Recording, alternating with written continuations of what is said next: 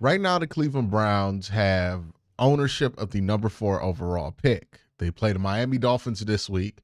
They play the Baltimore Ravens the week after. And depending on how the season goes, Baltimore's definitely going to be in playoff mode in that game, and Miami will be in playoff mode this week, which means it's very possible that the Browns don't win another game for the rest of the season, unfortunately.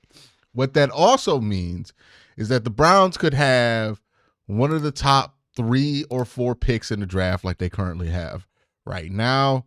And when you have the top 3 or 4 picks in the draft, you need to do due diligence at the top players at every position, especially the top players at positions that you would consider a need. Now, one of the prospects that I think has been the most frustrating to talk about, because the conversation usually goes one of 2 ways, but none of those ways really have much to do about the athlete themselves, is Sheduer Sanders, right? All kind of conversation about what his father will and will not allow him to do.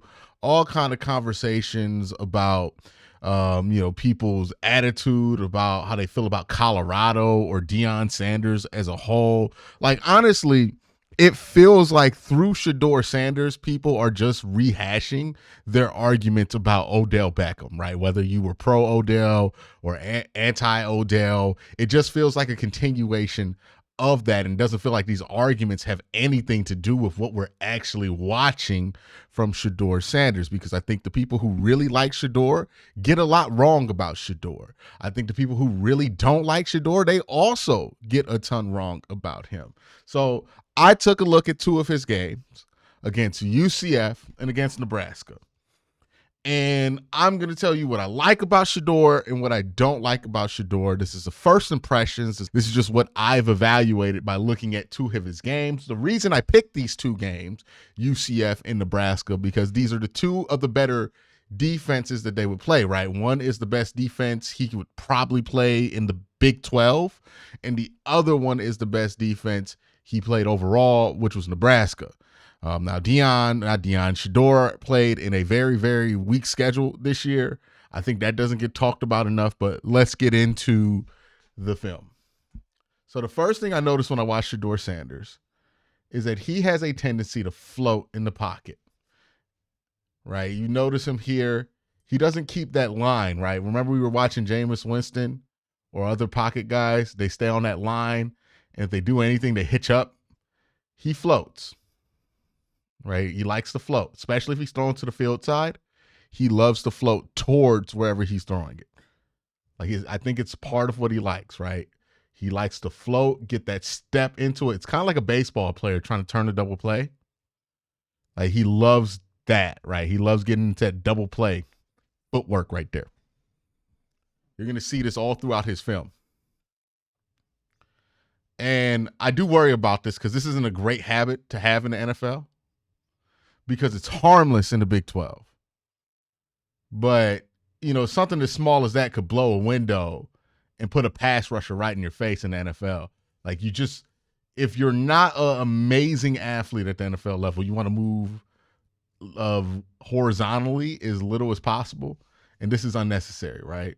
Like, he could hit that throw from the pocket, but he likes getting that, it's kind of like a baseball second baseman double play footwork in, right? Again, we're going to see it right here, right? Double play.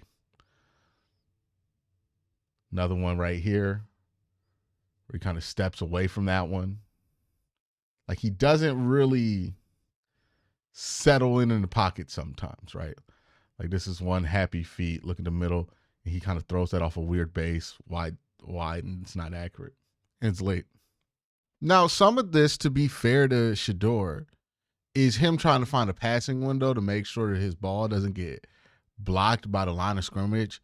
But the frequency that he does this kind of drifting, like left and right at the pocket, it suggests to me it's less about him trying to find a passing window and more about what he's comfortable with his feet while he's throwing. I feel like it's more of a comfort thing than it is more of a functional thing, because there's sometimes he does it and it looks like he's just finding a window, which is good, right? But he does it when he doesn't need to find a window so often, that I think is just part of what he's comfortable with throwing the ball. And that's a habit, right? Like that's where I'm like, okay, it's not going to work out if you do that all the time. But if you're just doing that to find a window, there's no problem with it. All right. Now let's get into his second habit. One, if he stays and steps up, right? And this is why you want him to step up. Because there's opportunity here if he does step up. If he steps up into the pocket here, then there is an opportunity for him to make this throw. All right. See his pocket collapse. They send 4. Pocket holds up. 5 is getting a little bit of a run on that tackle, but if you just cut your depth and you step up in that tackle box, you're going to be fine. He's going to be able to make him do the runaround. But instead, you give that edge rusher a little bit more life, and then you also give 51 life by rolling out. Now, again, it's UCF. These guys, I don't think any of these pass rushers are going to be top 100 picks. So, you can outrun them. My question is, will you be able to do that in the NFL? Because to me, in the NFL, that is a sack, possibly a strip sack. And he has a little bit of this habit, right? That is the biggest concern with Sheduer Sanders to me, is the pocket mechanics, because that's where he has the most potential to improve, but it's also where I've seen the most concerning stuff. At times, he can be skittish in the pocket. And I know a lot of scouts write that off as, his offensive line was trash, so that's why he plays like that. And that might be partially true. But the fact is that Sheduer Sanders, of all of his pressures, 27.2% of them are pressures that he shares responsibility on.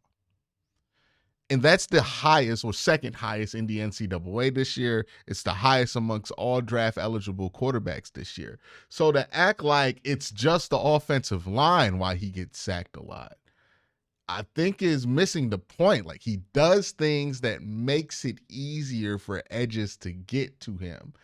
We talked about this when we were looking at the Deshaun Watson tape of how he behaves in the pocket does not help his tackle. This is a prime example of it, right? He has this habit of rolling out, and sometimes he doesn't trust a clean pocket. Let's get back into the film and show you a couple more examples of this, right? This is another one. And again, he creates his own problem here. That's a clean pocket. 55 does a good job walling that off. Just step in that. But instead, he rolls out, angle for a pass rusher, has to throw this ball away. He didn't have to.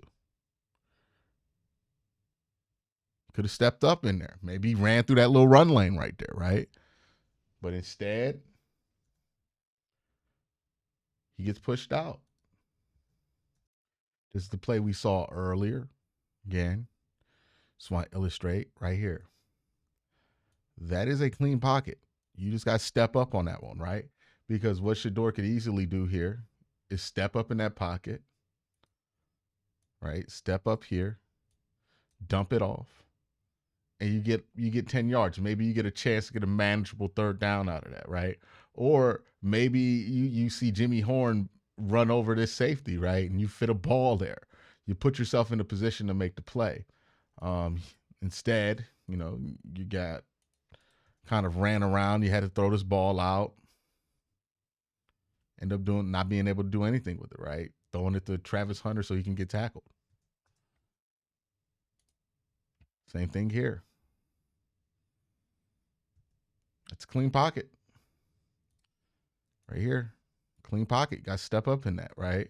Find somebody. Maybe you step up in that linebacker comes downhill, and this guy comes downhill, and then you can fit that ball right over and hit Travis Hunter. Or maybe get 14 right here, right? On this backside dig. But instead, you evaded early. When you evade early, you limit your options. And then you end up throwing this ball in the middle of the field on the ground. So you notice he could have stepped backwards into the pocket there to give himself more time. But remember at the beginning of this video, I talked about how he drifts left and right at the pocket, how he likes to kind of do this baseball two-step into his throws to get comfort, and it can look like it's about finding the window. But I don't think it's about finding the window because he does it right here, even when that two-step is going to put him right in the pathway of a defensive end. It's on 2nd and 16.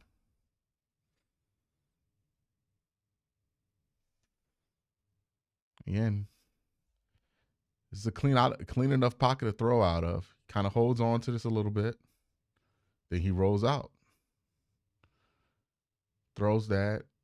And, throws it into double coverage. There was a better opportunity there. And some of these aren't the cleanest pockets in the world, but they're clean enough to step up in. Right? Like,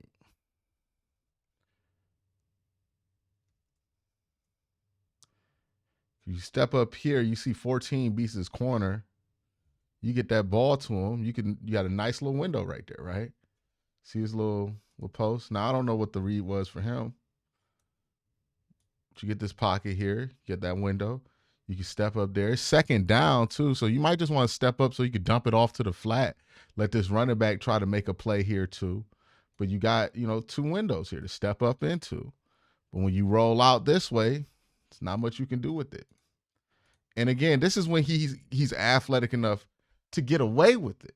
In the Big 12. What if he's not even athletic enough to get away with the rollout? Is a question that you have to ask here, right? And I do want to make a point because I'm going to make a lot of points about athleticism and talk about how Sheduer probably can't do some of the rollout stuff, right? He's not a terrible athlete. I want to make that clear. But is he the kind of athlete that can, with fluid enough hips and with quick enough change of direction and good enough acceleration where he can run around in the backfield like Caleb Williams or Joe Burrow or anything like that at the NFL level? No, he's not, right? He has what I call pocket athleticism, right? Like Jacoby Brissett athleticism, where it's like, hey, he has good enough feet and quick enough feet to where he could do something. And if you leave him like 10 yards of space, he's quick enough to be able to get a couple yards there. But he's not like a bad athlete. He's just not a plus level NFL run around athlete at the quarterback position. Like, here's what I mean. I got some plays here where I think, he shows some pocket presence. He shows some ability to develop in the pocket. Like right here, I like that he can stand in the pocket. He does this more than you would think. When you see his like pressure to sack numbers and you see how many sacks he creates, he does this more than you think, where he just stands in there. He throws a bomb or throws a strike. This isn't like a bomb or anything. This is a little short pass, but he stands in there, chaotic, muddy pocket, gets that ball out. Right? There's a potential for him to be a good quarterback. He's got to just commit to staying in the pocket a bit more at the NFL level. Right? Another one here where he does a hitch. Like, I like that. A little hitch. And I like how he tries to reset with his eyes downfield. Now, would have loved if he could have read the angle of his tackle here, right? Because he should see the angle of his tackle and then hitch up again and just step up and then try to get somebody downfield, or wait till that center moves that guard out the way, that tackle out the way, and then just run up the middle of the field. Instead, he tries to roll out, and like, this is just not a game he wins a ton of. But I like the hitch there. I like the instincts to know that the pressure's there. Like, this is good stuff from him. Like, there's reason to believe he could become and develop into a pocket passer, somebody who can stay in there and do what needs to be done. Right? Geno Smith is the common comp for him. I don't see that as crazy, even though I think Geno's a significant, well, not a significantly better athlete, but a better athlete. Like, Geno's throwing the run stuff is crazy. Sheduer's throwing the run stuff isn't as good. Right? But another one here. Look how he just stays in there.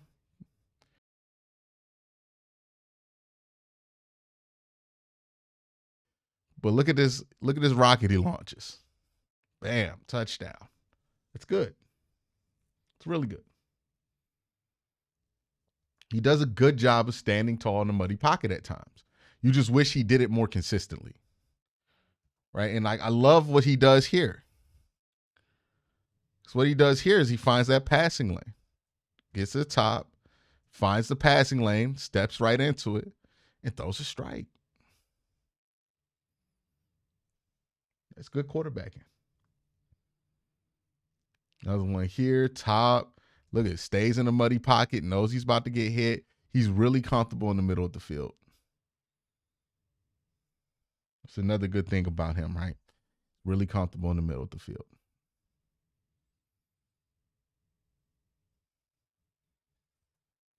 All right. So he's not like, again, whenever people talk about Sheduer, it's either like one extreme or the other extreme with him, right? Either he's somebody who can't stay still in the pocket and he's always evading, or he's this guy who stands tall in every pocket, steps up and throws strikes. And it's like he's a little bit of both, right? Like he has a lot of both on tape here in this game.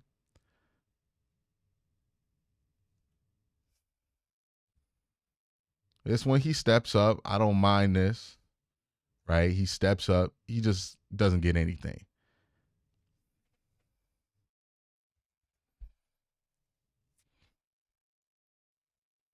Yeah, we'll watch this again.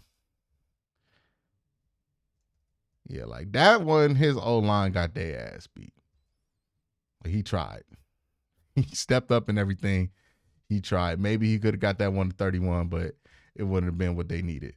All right, so he's not a terrible athlete. I'm gonna harp on his athleticism a lot in this next segment, but I want y'all to know I don't think he's a terrible athlete. I don't think he's gonna go to the combine and run 5.5 or something crazy like that. My thing is when you look at his play style, you look at what he likes to default to at times, like that rolling out, the kind of evading the pocket, that sliding left to right. Are these habits that he's built up at Colorado and at Jackson State that didn't matter when you aren't playing the best competition in college football, but do matter when you are? Because let's face it, Sheduer played a very weak schedule at Colorado this year. Like the Big 12 is definitely the weakest of all the Power 4 conferences. And I think he had one of the worst schedules. Well, not worst schedules. One of the easiest schedules in the Big 12, right? He didn't have to play BYU. He didn't have to play until the bowl game, at least. So I'm going to be excited to see what the bowl game looks like. But he didn't have to go through Arizona State or any of those any of the Big 12 teams that were in the actual championship game. So it makes you wonder, like, did he make a leap or did he just play against worse opponents?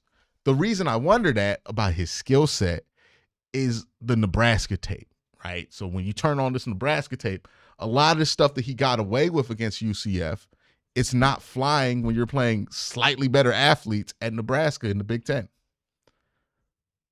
Right here, right? He tries that rollout. You see right here? The rollout, he was getting that all day at UCF. He ain't getting none of that right now. Right? Like that rollout, it worked at UCF against UCF. Now, defensive tackle on that ass.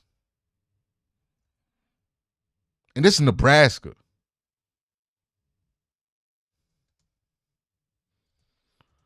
Another one right here.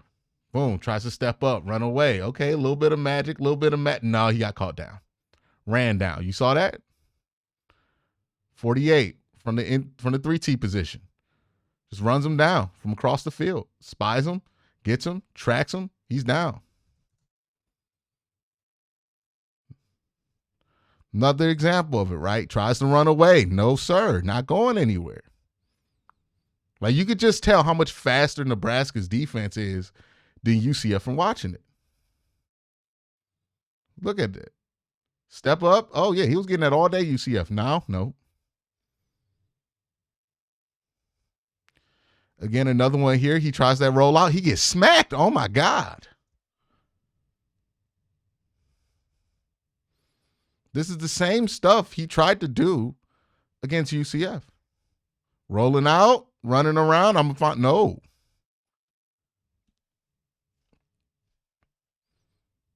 Yeah, let's look at it from this angle.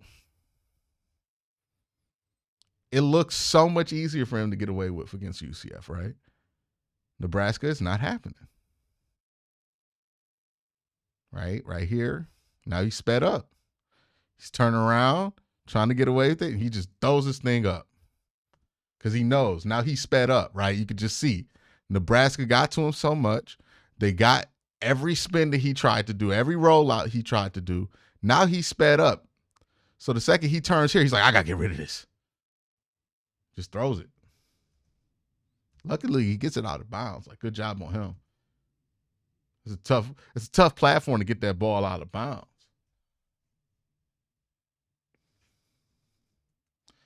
And this is why I have these questions about, like, hey, how much did competition factor into, like, how he looked this year? Because you look back and you remember that he looked like this versus Oregon. He looked like this versus UCLA last year, the best two defenses that he played in the Pac-12. UCLA had a first-rounder in Loki Latu, and then Oregon had like 5 players get drafted. And then you look at this game and you like, damn, man, this is just Nebraska and it looks this different. Another one, right? He tries to run away, gets a little space. He tries to go around, right? No, he's not going to run around nobody like that. Because I'm not sure if he rounded the corner, right? A lot of people look at his tape, say he rounded the corner, but his best stuff isn't against the most impressive competition. And it looked like in that Nebraska game when you sped him up, a lot of that stuff that we thought took him over the edge, it's not there because he got sped up a little bit. And we got to be honest, that's just Nebraska, man. Like, that's not one of the good Big Ten schools or one of the great Big Ten defenses. That is a middle-of-the-road Big Ten team. Like, we talk about Curtis Warwick, and pretty much nobody is high on Curtis Warwick anymore, and rightfully so, because of his performances versus Michigan, Ohio State, and Notre Dame. When he played the 3 big dogs, he did not look like a big dog, right? And I think that's fair. But also think about it like this. Curtis Warwick looked good against Nebraska. He dominated Nebraska in one half of football. The same Nebraska defense that had Sheduer Sanders in hell. Now, again, it's football. You play different levels of good, different weeks. But my question is, hey, when he goes up against those really good pass rushes in college football, how does he look? Because I've seen him against a couple of good pass rushes so far, and I haven't been impressed with what I've seen when he goes up against that. Now, a lot of that might be that Colorado can't block a pass rush. But in the NFL, wherever he goes to, if he's going to be a top 5 pick, he's going to have to deal with a pass rush. You're not going to go somewhere with the best offensive line in football. And again, I think this is a question not enough people are asking because we're too caught up in talking about Rolexes and APs and Deion Sanders and what your beef is with the Sanders family, or if it reminds you of Odell and all the goofiest stuff in the world when it comes to him. But like, this is a question. I don't know the answer to this question because he didn't get to play against top tier competitions. Well, I wanted Colorado to make the playoffs so I could see him go up against some playoff teams with some playoff defenses to see, hey, did he just have a bad game versus Nebraska? Was something just not right for him against Nebraska? Was his offensive line just that bad versus Nebraska? Or is this some of the stuff that's going to pop up when you throw him on an NFL team? Because I'm concerned about the high pressures owned rate by him, that he owns 27% of liability in all of his pressures. And that's the highest number in college football. I'm very concerned about that, right? I'm concerned that he likes to roll out a lot, but he's not a great athlete. And he's probably going to do that at the NFL level. And if he can't run away from Nebraska edges, he's not going to run away from TJ Watt or Trey Hendrickson or any decent D tackle, right? So that is a huge concern with him. And why the level of competition stuff, it matters a ton. Because again, at times during this game, it felt like they sped him up and it just completely threw off his game. Look, he's just sped up here. And he's just going to throw this thing errantly and inaccurately. It's like, what happens when he's sped up? What happens when you have a really good rush? And again, Nebraska's not even that good. I'll give him some credit because I don't think that Colorado's offensive line was any good. But still, this is something he's going to deal with. Like, he's going to be more outmatched than he was at Colorado, offensive line to edge rush wise, if he goes to New York or something like that. Or Cleveland, like the Browns' offensive line isn't great either.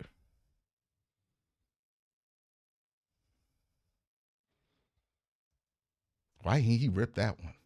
See, look, usually he's going to rip that one.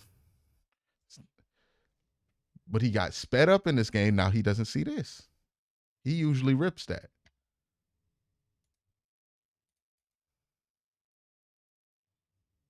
Doesn't even see that too. Like,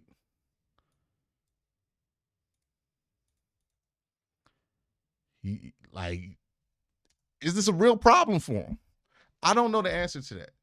All I know is I saw what he looked like against Big 12 competition. I saw what he looked like against Nebraska. Now, maybe Nebraska's not that much better than the rest of the Big 12. They're not a good team, but like I just don't think highly of what the Big 12 had to offer, especially the teams that Sheduer played on the schedule. That's a big problem for me, right? Especially look at the defenses. Even this with the bowl game against BYU, this is not a strong pass rush at BYU. Pac-12 last year, he wasn't bad. But when he played Oregon, one of the better defenses in college football that year, he had a 57 PFF grade. You watched the game, you know he wasn't good in that game. UCLA, similar performance, right? Not the usual, 250 yards plus 3 touchdowns. Shedeur Sanders dominates the game. Nah, it was one of his worst performances in his college career against UCLA, who had a NFL level pass rusher in that game. Those are the best 2 defenses that he played against in the Pac-12. He did not look good, right? When he played against a first-round pick in Latu at UCLA, when he played against Oregon, who always has a solid defense, he didn't look great. And he faced nothing close to that in the Big 12 this year. The closest thing he faced to that pass rush-wise was Nebraska or UCF. Those are the 2 best pass rushers that he played. And you're watching this tape. It's not like UCF was like hunting the quarterback here. Now, as much as I think the level of competition conversation about him has not been talked about enough, or the athleticism that he does not possess has not been talked about enough, and how that translates to him playing in the NFL, where I do feel like we have talked about too much, where it's really not a big deal, is his arm strength. I don't have any issues with his arm strength. I've watched it against Nebraska, against UCF. The brother can throw the ball. Let's look at some clips. Right? Where he shines at his best is working that middle of the field. I think that's where he's most confident. You watch him here, like just super confident ripping that ball in that window, right? Throws a little rocket. Like when Sheduer is working that middle of the field, you see the best stuff here, right? You see how he stays on that rope in the pocket. He doesn't drift. Boom. Throws a rope there, gets that layered over his guy. It's a great football there. That's when I think Sheduer's at his best, when he's able to work that middle of the field. You blitz him, leave middle field open. Throws a nice ball. Look at the anticipation on that. While getting hit. This is what he does really well, right? Gets rushed, feels the rush, stays there, doesn't move. When he stays away from that drifting, when he stays away from that rollout stuff, this is what he's capable of. That's a great throw right there. Even against Nebraska, right? Gets to the top, works that middle.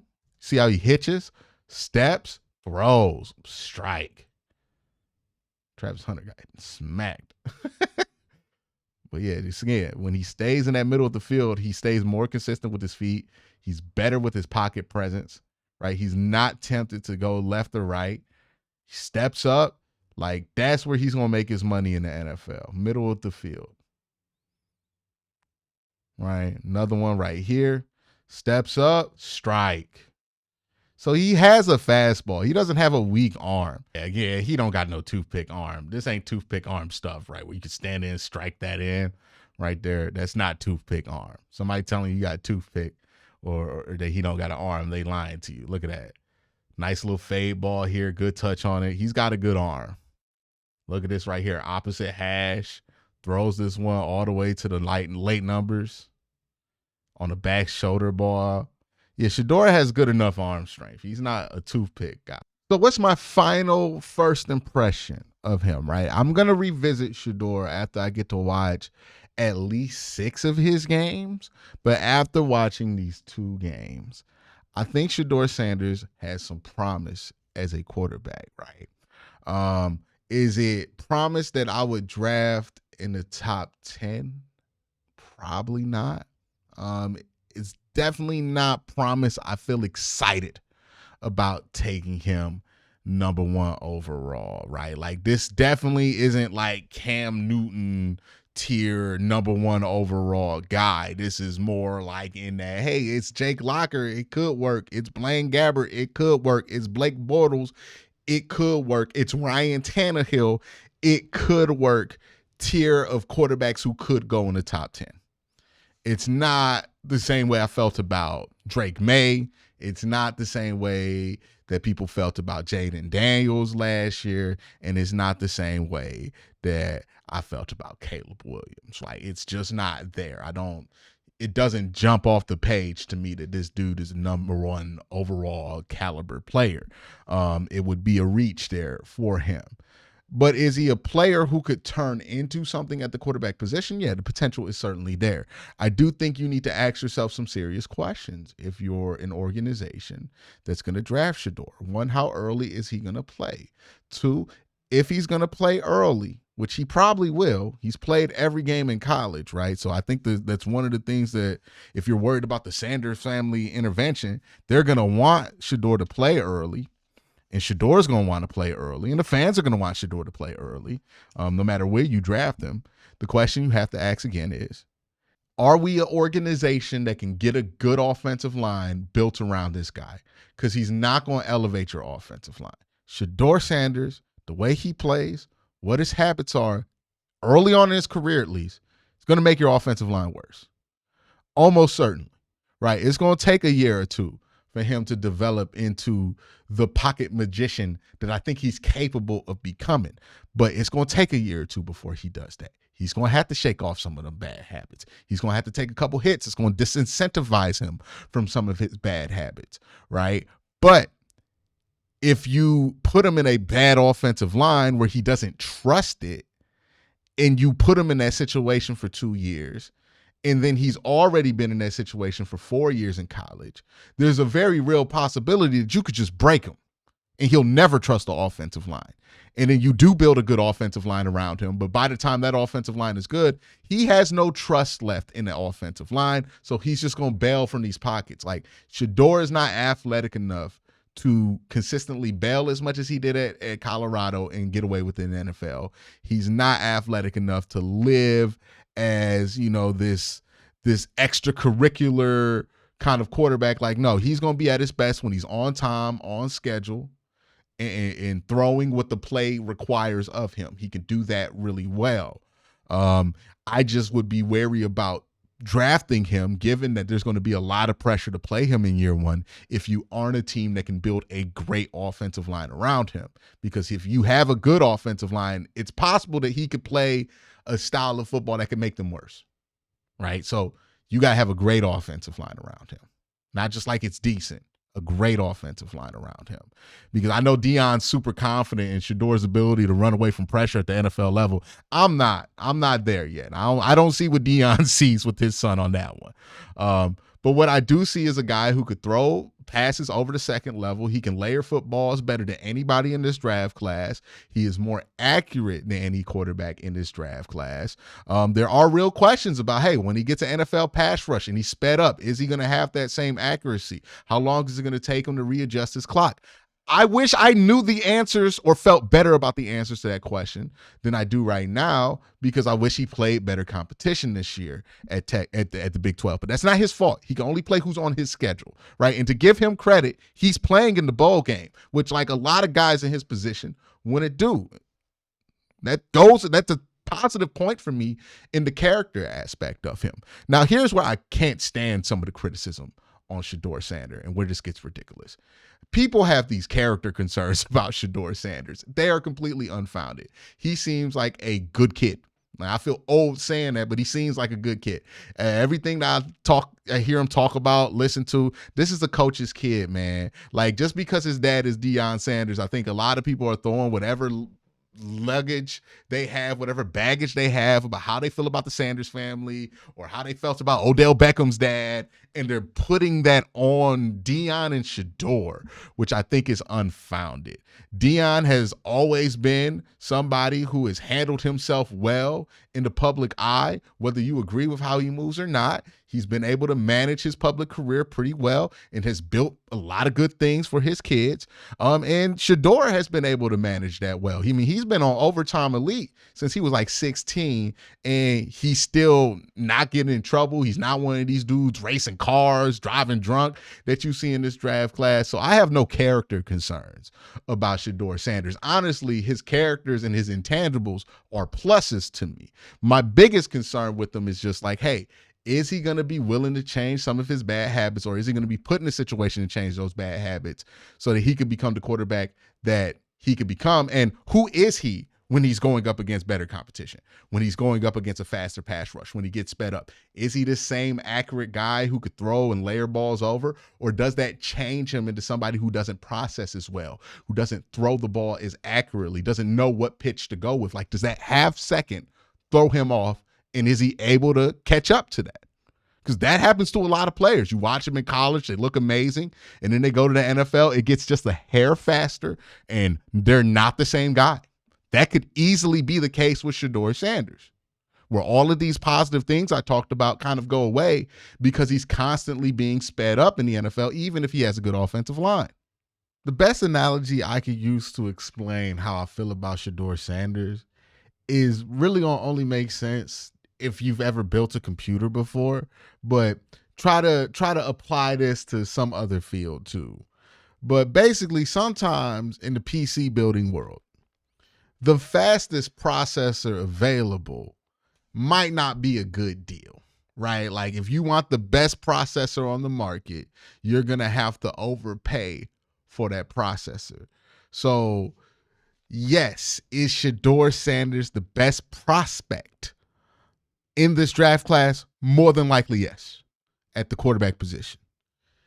But is the price you're going to pay for Sheduer going to be what the value should be for what Sheduer has the possibility and the probability to become? Absolutely not, right? That's why this year's class, I'm more looking for the bang for your buck guys, right? The second day, the third day guys, because I think that there's a better chance of you hitting on something that makes more sense and in building a team around that player that they're going to be able to thrive in than putting all your eggs in the Sheduer basket. Like, that's kind of how I feel about him. Let me know how you guys feel about him in the comment section down below. Y'all have a great day. Have an even better night. Peace.